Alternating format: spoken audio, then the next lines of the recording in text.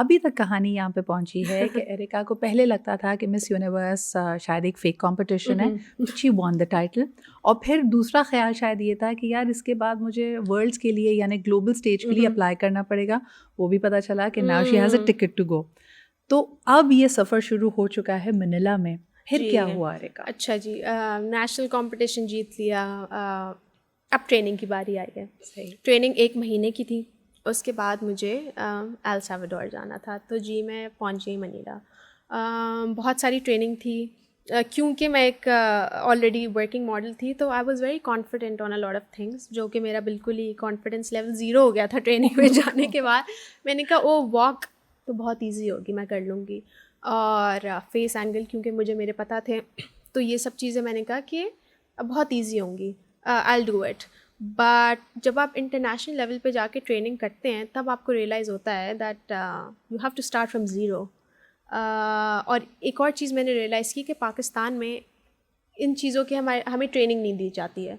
मैं 3 साल जो भी इन मॉडलिंग मैंने सीखा है, वो अपने एक्सपीरियंस से सीखा है, मुझे किसी ने सिखाया नहीं है। So again I am not perfect in that.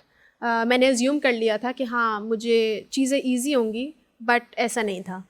तो जब मैंने ट्रेनिंग स्टार्ट की थी, तो बिल्कुल 180 डिग्री चेंज था मेरे लिए। बिल्कुल ज़ीरो से मुझे स्टार्ट करना पड़ा था, वॉक, हर चीज़। और एक चीज़ जो मैंने रियलाइज़ की थी कि इन 3 सालों में I have always been in front of the camera but never talking. मुश्किल था कैमरे के सामने बहुत बोलना। मुश्किल था, बहुत मुश्किल था। अगर आप मेरी पहली वीडियो निकाल के देखें, इट वाज सो फनी। मतलब मैं ख़ुद भी देख के कह रही थी कि अल्लाह मैं क्या कर रही हूँ और ये कैसे ठीक होगा। मतलब again, and I do believe in a thing कि आप अपनी गलतियों से ही सीखते हैं। और मुझे लगता है कि सेल्फ जो आपकी रियलाइजेशन होती है ना, वो इज़ द बेस्ट टीचर।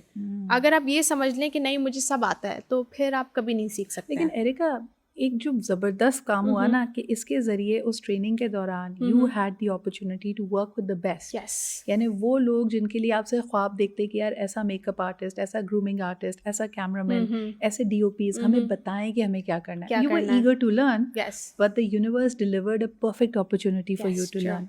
तो मुझे ये बताओ कि सबसे पहले जो तुमने कहा कि 180 डिग्री शिफ्ट, क्या क्या चीज़ें अनलर्न करनी पड़ी? अच्छा, वॉक तो सबसे पहले मुझे अनलर्न करनी पड़ी, क्योंकि वॉक तो मेरी वैसे ही बहुत टेरेबल थी। अच्छा। बहुत बुरी थी, और ऊपर से pageant walk and model walk is completely different.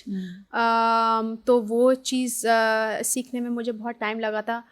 To talk in front of the camera, इसमें मुझे बहुत ज़्यादा टाइम लगा था। जॉश रियलाइज्ड इट कि off camera I am very conversation, I am very bubbly, and I am well spoken, but I was very camera cautious वो हो जाती थी, मैं very confused. But when you were training with the 3 people जो Josh के पास जिनकी franchises हैं, Miss Egypt, Miss Bahrain and miss Pakistan, इन दोनों के साथ आपकी कैसी कामराडरी थी? ओह, बहुत अच्छा था।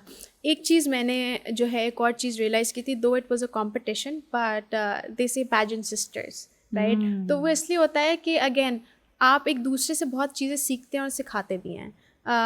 कोई individual I don't think perfect होता है, और अगर मैं आपको कोई चीज़ सिखा रही हूँ, तो आप अपने अंदाज में उसको रिप्रेजेंट करेंगी।